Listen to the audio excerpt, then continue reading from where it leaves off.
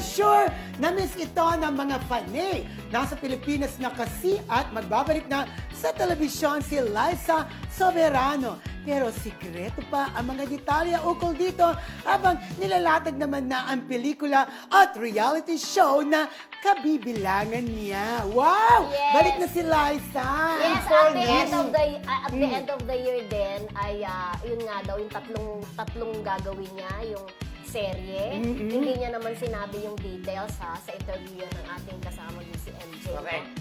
Details hindi niya sinabi. Television dito ba? Ayaw niya talaga muna Ayaw magbigay niya. ng detalye. Tapos yung isa is reality naman. Reality Tapos yung show. isang movie. Wow, ang dami. At nakabili na pala siya ng sarili niyang bahay o apartment sa Amerika. Ay, ang yaman din! Pero ako At papasukin pa rin pala niya na rin ang pagpoproduce. Pero ganito, Oo. aminin man niya o hindi, sa observation natin, parang hindi nagtagumpay yung kanyang Movie. pagsala, sa international, no? Actually, market, actually, no? International Liza. Liza. Price Frankenstein. Yun na.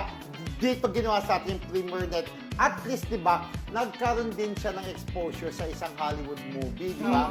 Tapos yun nga, napatunayan niya na nag-audition siya, natanggap siya. Pero para sa akin na, iba pa rin yung talaga dito mo Dito. pinagpatuloy ang At career saka yung mo. Liza Nandito talaga ang Frankenstein, career hindi- niya eh. Hindi raw talaga kalaki Oo. mainstream yung pelikula na Oo. yun. At hindi din naman siya yung bida doon, kundi support. Although, Ang galing support niya. siya doon ay pinuri naman Oo, ang siya galing-galing doon. niya sa movie, In di ba? fairness. Pero sana, ako hindi naman mangarap magkaroon ng Hollywood dreams, di ba?